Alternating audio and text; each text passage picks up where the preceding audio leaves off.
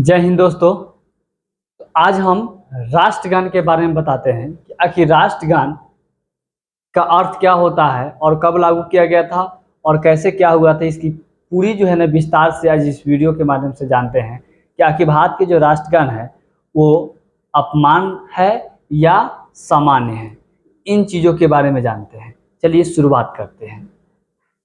सबसे पहले भारत के जो राष्ट्रगान है उस राष्ट्रगान को हम 52 सेकंड में गाते हैं और मैं आप सभी को क्षमा मांगता हूं क्योंकि मैंने इस राष्ट्रगान हमारे देश का क्या है एक सामान्य के लिए हम गाते हैं और इन चीज़ों के लिए अगर हम यहाँ पे समझा रहे हैं, चल रहे हैं, फिर रहे हैं तो ये समझाने के लिए कर रहे हैं इसका इस्तेमाल। तो इसलिए ये संविधान के अनुच्छेद में लिखा भी गया है 51 अनुच्छेद में कि अगर समझाने के लिए जो है कि हम ऐसे कर सकते हैं। लेकिन अगर हम कहीं भी अगर राष्ट्रगान चालू होता है तो सामान्य के साथ में हम क्या कर सकते हैं, खड़े होकर इसे राष्ट्रगान को गाएंगे। ठीक है, देखिएगा 1911 ईस्वी की बात है जब कलकत्ता में 27 दिसंबर 1911 में भारतीय राष्ट्रीय कांग्रेस अधिवेशन में इसे सबसे पहले क्या किया था, गाया गया था, जो बंगाली भाषा में गाया गया था पहली बार। लेकिन बंगाली भाषा से इसे अंग्रेजी में अनुवाद किया गया और राष्ट्रगान की जो दर्जा है यानी इसे राष्ट्रगान की जो दर्जा जो दिया गया था हमारे भारत देश के वो दिया गया था 24 जनवरी 1950 को, यानी 52 सेकंड में इसे हम राष्ट्रगान को गाते हैं। इनके जो है कि रविन्द्रनाथ टैगोर है, इसे बंगाली भाषा में लिखा गया था, उसके बाद जो है कि अंग्रेजी में इसे अनुवाद किया गया। उसके राष्ट्रगान की जो दर्जा जो दिया गया था वो कब दिया गया था, 24 जनवरी 1950 को दिया गया था। अब इसके पहले के इतिहास के बारे में जानते हैं। लोगों का ये मानना है कि ये जो राष्ट्रगान गाया गया वो विदेशों के लिए गाया था, ये भारत देश के लिए ये अपमान की बात है।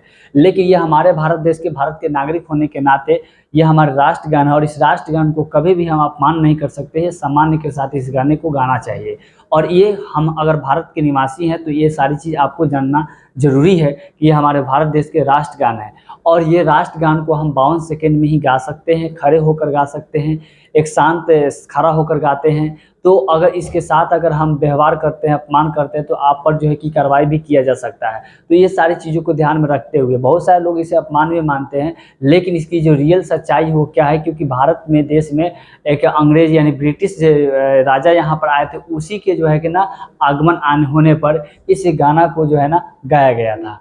तो इसीलिए बहुत सारे लोग मानते भी हैं। तो इसकी जो सच्चाई है उसके बारे में हम जानते हैं। देखिए, जैसे कि आप सभी जानते हैं कि भारत देश पर अंग्रेजों ने बहुत सालों तक यहाँ पर शासन किया और शासन करने की वजह वो चाहता था कि यहाँ पे हमेशा शासन करे। देखिए, और शासन करते थे, यहाँ के जो लोग थे वो जैसे ही अपने एक सामूहिक ग्रुप बनाकर जब भी उसका विरोध करते थे तो वैसे ही जो है कि वो ब्रिटिश जो अंग्रेज थे वो हम पर क्या करते थे, मतलब उसे आपस में विवाद कराते थे। और विवाद क्योंकि उसका एक चीज़ कहना था और एक चीज़ मानना था कि अगर किसी पर राज करना है तो उसके आपस मतभेद को तोड़ दो, यानी शासन फुट डालो शासन करो की नीति अपनाते थे। फुट डालो शासन करने की नीति को वो अपनाते थे। तो इस को फोड़ो और अपने राजगद्दी पर बैठो, तो ये नियम था उनका। और ये नियम जैसे ही भारत देश के जो नागरिक थे वो जैसे ही एकत्रित होकर उनका विरोध करते थे और विरोध करते थे तो उसकी शासन क्या होती, कमजोर होती थी। तो वो सोचता था कि इनको हम कैसे आपस में लड़ा दे कि हम आराम से शासन कर सकते हैं। तो इन्होंने बहुत सारे दंगे विवादे कराते रहते थे। एक दंगा होगा बंग भंग। देखिए, बंग भंग जो 1905 ईस्वी में हुआ, इस में क्या हुआ, ये बहुत ही बड़ा विवाद हुआ, ये बहुत ही बड़ा दंगा हुआ। इस दंगा में एक जहाँ बंगाल और पश्चिम बंगाल और जो बिहार था वो एक प्रांत था और एक प्रांत को क्या कि इन्होंने हिंदू और मुस्लिम यानी धर्मों के नाम पर इनमें लड़ाने की कोशिश किया और लड़ाया ऐसा भी तो ये प्रांत अलग अलग होने का भी क्या हो गया, फैसला हो गया। यानी इन्होंने बंग भंग जो आंदोलन हुआ था 1905 ईस्वी में हुआ था, जो हिंदू और मुस्लिमों को लेकर क्या हुआ था, लड़ाई लड़ाता था। और ये आप जानते भी हैं कि किसी पर अगर राज करना है तो उसके आपसी को लड़ा दीजिए, उस पर जाके राज कीजिए। जैसे आप गांव समाज में भी देखते होइएगा कि अगर 2 भाई या 4 भाई होता है तो उसके आपसी मतभेद होता है तो देखिएगा अगल बगल वाला क्या होता है, उसे सिखा कर या उसके जो कान भर कर जो है कि उससे लड़ाई लड़ा देता है और अपने जो है कि उसके साथ जो है कि बैठ कर क्या करता है, बिरयानी खाता है। तो ये चीज़ होता है। उसी प्रकार जो है कि अंग्रेज भी करता था, यानी धर्मों के नाम पर लड़ा, क्योंकि धर्म के नाम पर लड़ाकर जो है कि ये 2 राज्यों और 2 प्रांतों में बांट दिया। क्योंकि बिहार और बंगाल जो था ना वो बहुत बड़ा क्षेत्र था और उस समय का बहुत ही बड़ा एरिया था और ये बहुत ही मायने रखता था उस समय का। और यहीं पे कलकत्ता यानी जो है जो वहीं पे जो है कि भारत की राजधानी भी थी, तो वहां से जो है चेंज होकर दिल्ली हुआ। लेकिन ये जो प्रांत था, इस प्रांत को क्या किया उन्होंने, अंग्रेजों ने लड़ा कर क्या किया, इसे अंग्रेजों ने लड़ा कर इसे जो है कि भागों में तोड़ दिया। और तोड़ने के बाद में क्या हुआ, 1905 ईस्वी में जब ये तोड़ा, लेकिन सब चीज हो चुका था, बंगाल विभाजन तो हो ही गया था। तो इनकी बातों को यानी रखते हुए एक बंगाल में यानी 12 दिसंबर 1911 ईस्वी बंगाल विभाजन को क्या किया गया था, पारित किया गया था। 27 दिसंबर 1911 ईस्वी को कांग्रेस के अधिवेशन में इसे आमंत्रित करके बुलाया गया था अतिथि के रूप में। और इन अतिथियों के आने पर जो है कि इनके सम्मान में इस राष्ट्रगान को गाया गया था, जिसका नाम था भारत भाग्य विधाता। भारत भाग्य विधाता था। और इसी गान को गाया गया था रविंद्रनाथ टैगोर के द्वारा। लेकिन उस समय राम भुन जो थे, भुन के द्वारा भी एक गाना गाया गया था, जिन्हें प्रचलित नहीं होने के कारण उस समय बहुत सारे मीडिया वाले आए थे, लेकिन उन्हें प्रचलित नहीं होने की वजह से रविंद्रनाथ टैगोर की जान पहचान यानी पहचान जो थी वो बहुत ज्यादा था, इसीलिए उन्हीं को ज्यादा जो है इन चीजों को क्या किया गया, छापा गया।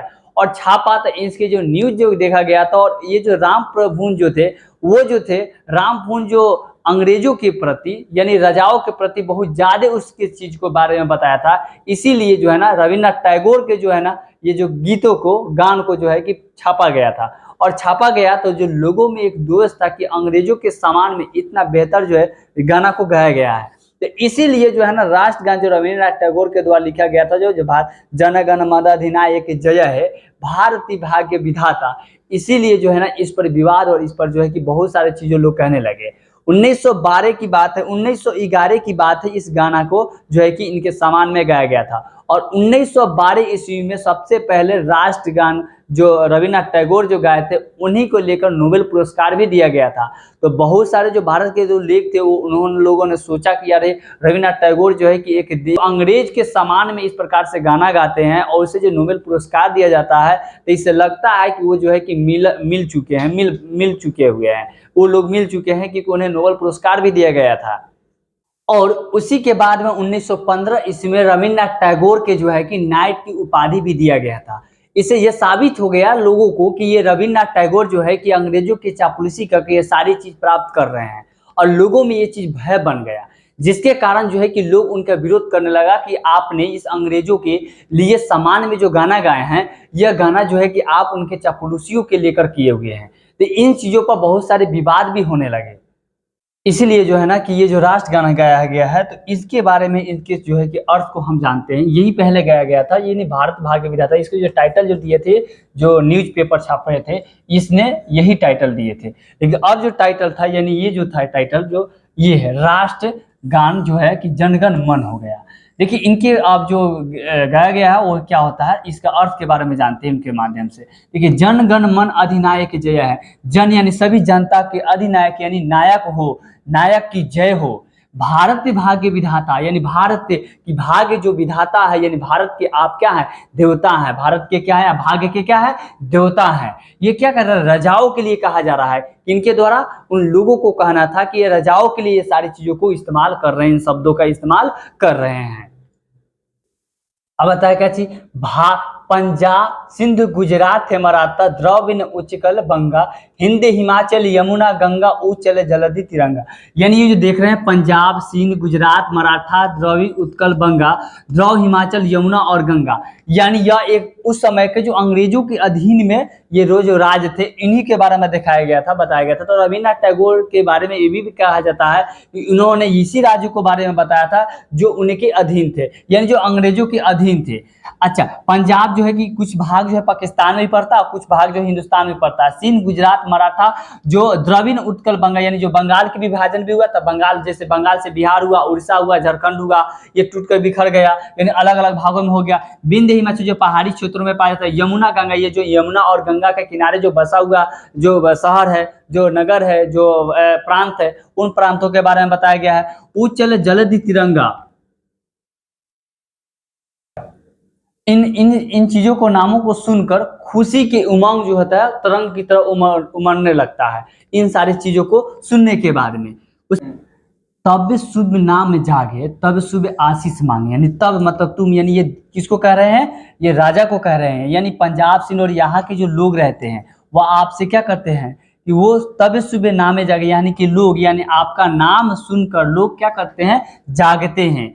तब यानी तुम ये राजा को कह रहे हैं तब सुबह आशीष मांगे, यानी तब तुम्हें अच्छा हो, तुम्हारा अच्छा हो, आशीष मांगे यानी आशीर्वाद मांगते हैं, आशीष आशीर्वाद मांगते हैं कि तुम्हारा जो हो कि अच्छा हो। गाहे गाहे तब जय गाता, यानी तुमने जितने युद्ध में जीते हो उनकी क्या है, इन लोग जय गान यानी गान गाते हो। जैसे कोई व्यक्ति अगर कुछ करता है तो उसकी गान गाया जाता है। कोई भी व्यक्ति होता है, जैसे हम लोग एपीजे अब्दुल कलाम के बारे में गाते हैं, गाते कि नहीं गाते हैं, गाते हैं। सेम उसी प्रकार यानी तुमने जो विजय प्राप्त की हो उसकी लोग जय गान गाते हैं। ठीक है। जनगण मंगलदायक जय हो, यानी कि आप सभी जग के लिए अच्छा सोचते हो, अच्छा देते हो। ठीक है। भारत भाग्य विधाता, यानी तुम ही भारत के भाग्य के विधाता हो। जय हो यानी विजयी हो, विजयी हो, विजयी हो, तुम्हारा हमेशा विजयी हो। ये जो है कि राजाओं के लिए क्या किया गया था, बताया गया था, यानी उन्हीं के सम्मान में इस गीतों को गाया गया था, लोगों का कहना था, और उन्हीं के अनुसार जो है कि अपना अर्थ को इन लोग क्या कहता, बताया था। इसमें जो है ना राजा के लिए अधिनायक का शब्द का इस्तेमाल किया गया था, कुछ लोगों का कहना था। लेकिन रविंद्रनाथ टैगोर ने 1938 से लेकर 39 के बीच में एक पत्र लिखा था, जिस पत्र में उन लोगों को बताया कि अधिनायक जो शब्द है वो मैंने किसी भी ब्रिटिश राजाओं के लिए नहीं लिखे हैं, यह शब्द ईश्वर के लिए लिखे थे। किनके लिए लिखा गया था, ईश्वर से कहा गया था, ईश्वर के लिए लिखा गया था ये शब्द को, अधिनायक को। लेकिन जो कुछ लोग थे, इन लोगों को आरोप था कि नहीं, ये जो शब्द है अधिनायक, ये ब्रिटिश राजाओं के लिए लिखा गया था। देखिए पहले अंग इस जो रविन्द्रनाथ टैगोर के द्वारा पूछा भी गया था तो इन्होंने जवाब नहीं दिया था, लेकिन 38 से 39 में इन्होंने एक पत्र में इन चीज़ों पर बताया कि हमने जो अभी अधिनायक जो शब्द का इस्तेमाल किए हैं, इन शब्दों का जो अर्थ होता है वो क्या होता है, ईश्वर होता है। अब जो है कि ये जनगण मन जो है इसका अर्थ जो है ना कि अब चेंज हो जाता है ईश्वर के प्रति। तो ईश्वर के प्रति जो चेंज होता है, अब इस पर हम इसका अर्थ जानते हैं। देखिए इसका जो अर्थ हो जाएगा अब जनगण मन अधिनायक जय हो, यानी जन के मन के आप क्या है, ईश्वर आपकी क्या हो, जय हो, ईश्वर आपकी क्या हो, जय हो। भारत भाग्य विधाता, यानी आप ही ईश्वर जो है कि भारत के जो भाग्य के क्या है, विधाता हैं, यानी वो आपके क्या, आप क्या है, भारत भाग्य विधाता, यानी आप इस मन के भाग्य के क्या है, विधाता हैं। जैसे पंजाब सिंध गुजरात मराठा द्रविड़ उत्कल बंग हिंद विंध्य हिमाचल यमुना गंगा उच्चल जलधि तिरंगा, यानी अब ये क्या है, यहाँ पंजाब सिंधु गुजरात मराठा द्रविड़ उत्कल बंगा विंध्य हिमाचल यमुना गंगा, यहाँ के जो लोग हैं वो आपको उच्चल जलधि तिरंगा, यानी यहाँ के जो लोग हैं वो आपके लोग के ईश्वर के, यानी आपकी नाम सुनकर क्या होते हैं, लोग गुण गाते हैं। तब सुबह नामे जागे तब सुबह आशीष मांगे, यानी हे ईश्वर आपकी नाम सुनकर सभी लोग जागते हैं, तुम्हारी नाम सुनकर सभी लोग जागते हैं, तब सुबह आशीष मांगे, यानी आपसे लोग आशीष मांगते हैं, आपके लिए आपसे लोग आशीष मांगते हैं, यानी दुआ मांगते हैं। गाय तब जय गाता, यानी आपकी गुणगान लोग गाता है, आपकी महिमा अपार है, आपकी लोग गुणगान गाते हैं। जनगण मंगलदायक जया, हे ईश्वर आप सभी लोगों के अच्छा सोचने वाले हैं, अच्छा सोचने वाले हैं। भारत भाग्य विधाता, यानी भारत के भाग्य के आप ही विधाता हैं। जय है यानी जय हो, जय हो, जय हो, जय हो, जय हो, जय हो, जय जय जय जय हो, यानी आप ही सर्वपल्ली है, आपकी लोग क्या करते हैं, गुण गाते हैं। रविन्द्रनाथ टैगोर के द्वारा जो बताया गया था, इनके अनुसार जो है कि इन शब्दों का, राष्ट्रगान का शब्द का अर्थ जो है इनके अनुसार जो है कि ये अर्थ होगा। लेकिन कुछ लोग का ये भी मानना है कि ये जो है कि राष्ट्रगान जो थे ना, वो राष्ट्रगान को तो अपनाया गया, लेकिन बहुत सारे जैसे वंदे मातरम को नहीं अपनाया गया, क्योंकि उसमें बहुत सारे बहुत जटिल शब्द थे जो लोगों को पढ़ने में आसानी नहीं होता, बहुत उच्चारण जो है कि वह गलत लोग पढ़ता, इसकी वजह से जो कि उसे वंदे मातरम को नहीं लिया गया था। फिर क्या था, डाले डाले के सोने की चिड़िया, ये सब जो बहुत सारे जो गाना था, उस गाना को जो है कि नहीं लिया गया, क्योंकि उसमें बहुत सारे विवाद और बहुत सारे धर्मों से रिलेटेड जो था ना, इसके वजह से कुछ सारी चीज़ों को नहीं लिया गया था। लेकिन जो रविन्द्रनाथ टैगोर के जो लिखा गया, जैसे भारत देश के तो लिखा ही था, और एक जो है अपने और भी लिखा था जो बंगाल के लिए भी इन्होंने क्या किया था, एक राष्ट्रगान को दिया है। जैसे अपने भारत देश के लिए किया था एक उनके लिए भी लिखे हुए हैं। तो आज हम समझे कि राष्ट्रगान जन गण मन के अर्थ क्या होता है रियल में, कि आखिर ये क्या है क्या नहीं है, और इनके सारे इतिहासों के बारे में जाने। फिर मिलेंगे अगले वीडियो में, तब तक के लिए इतना ही। जय हिंद, जय भारत।